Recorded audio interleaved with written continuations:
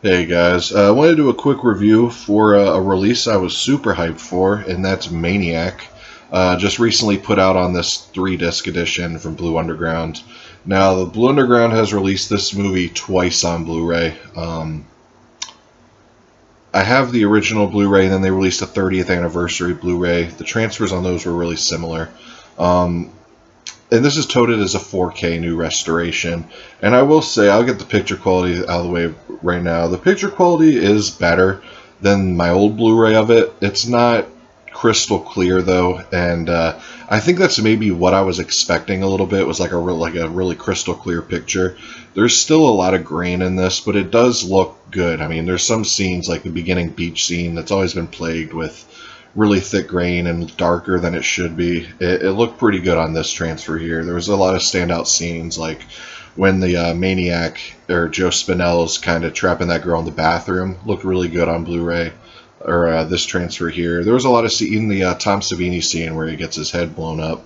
That looked really good on this Blu-ray. So there are some scenes that really do stand out, but there are some scenes. So expect some heavy grain though in a lot of the scenes, because it's a grindhouse movie from 1980. I mean, I don't think it was taken too good care of.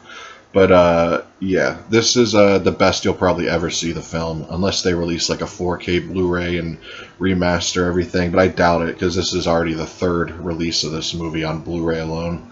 But you know, everyone should know the story of this. Joe Spinell plays the titled Maniac, and he has like these monologues in his head, or these voiceovers, where you realize he just hates women, and his mom abused him and all that, and he just takes out his rage, and he can't help it. He just can't control himself. Like, he'll kill a woman, and then he'll be at home rocking and crying and stuff, and you can tell he feels bad about it. But he just can't help himself. He's just a crazy, I'd say, schizophrenic lunatic, pretty much.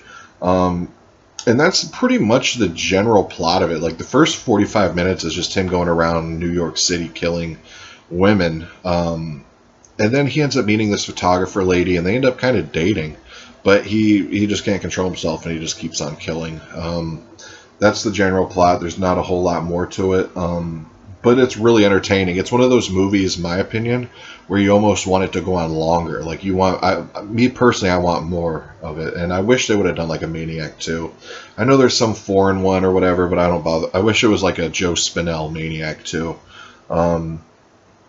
But this launched the career of the director William Lustig, who went on to do Maniac Cop and Uncle Sam and all that. And I think he did a couple things before this, but this movie really put him on the map. And he's kind of like Frank Henenlotter, where they just get that gritty New York feel just right, that 42nd Street grindhouse feel. And Joe Spinell is just on a whole nother level. Like, you almost feel like he's not even acting. He just plays the role perfect. He's really sleazy, greasy. You just really buy him as this maniac. And just a standout, awesome, one of the best performances of all time. Like, this would be a really good double feature with Henry, Portrait of a Serial Killer, although I do give this one the edge, just because it's more of a slasher and more brutal. But there's some really badass kills, like the scene in particular where he stabs this woman with a bayonet. It looked really good on Blu-ray, and the kill's really badass, builds some tension. And, you know, like the title, or the Tom Savini kill where it blows his head up, is really badass. Pretty much every kill is awesome. Even the first kill where he scalps the woman is really sweet. And it's really badass just watching him prowl around the city. He's just creepy looking. Like, there's this one scene where he's talking to this prostitute, and when he's talking to her, he just gets like right close to her, like he's right in her face talking to her. And it's just like little minor things like that that just make him really creepy. And it's just really gritty, really badass movie. I can't say enough of how badass the movie is and how entertaining it is. And the transfer is just really badass too. But of course, it has all the subtitles. It's the new 4K restoration, like I said. And the thing is, though, this release does carry all the special features from the original Blu-ray. There's only 2 new features to this, but they're cool features. But I'll just go down a list of all the extras for you. There's the audio commentary with the director William Lustig and the producer. A second audio commentary with William Lustig, Tom Savini, and the editor, and Joe Spinell's assistant. Theatrical trailers, TV spots, radio spots.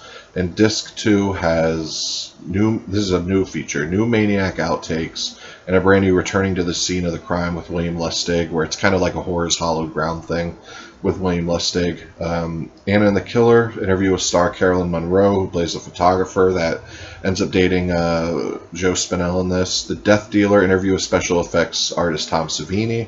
Interview with composer Jay Chataway. Maniac Men, interview with songwriters Michael Cimbello and Dennis Matkoski, who did music for it. And my favorite feature, the Joe Spinell story. It's like a 45-minute documentary on Joe Spinell. A Maniac 2 promo reel for what they were going to do as Maniac 2, but just never got around to it. Maniac Publicity and Maniac Controversy, which are just little things or whatever, detailing how controversial it was in 1980. But as you can see, the cover has a really badass lenticular. It looks better in person. It doesn't do it justice on this camera.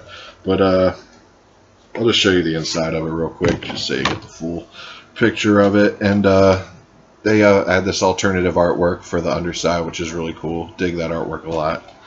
And you get this little ad for Maniac comic book, a little code to get some percentages off there. I was looking on the site, and there's actually some Maniac posters I want to get that are pretty badass. You get this little booklet or whatever, and as you can see here, it has the soundtrack with his mug on it, which is really badass, and the music in this movie is sweet too.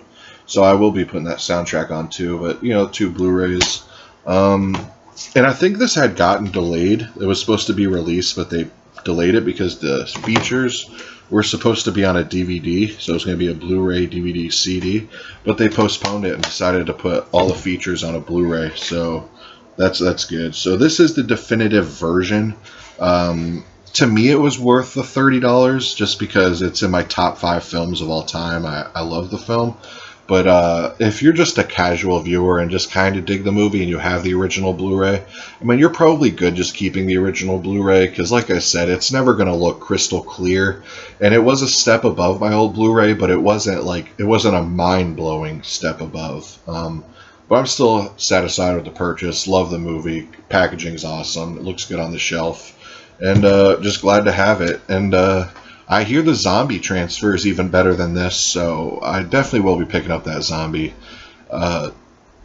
Blu-ray. I'm not too concerned about the lenticular cover and all the limited stuff, so I can wait a little bit on that. But I did have to get Maniac. But yeah, that's my quick review of the movie. Love it. Top 5 movie. If you don't have it, go buy it. You're doing yourself a huge disservice by not having seen the Maniac. But anyways, guys, I'll see y'all tomorrow. Peace.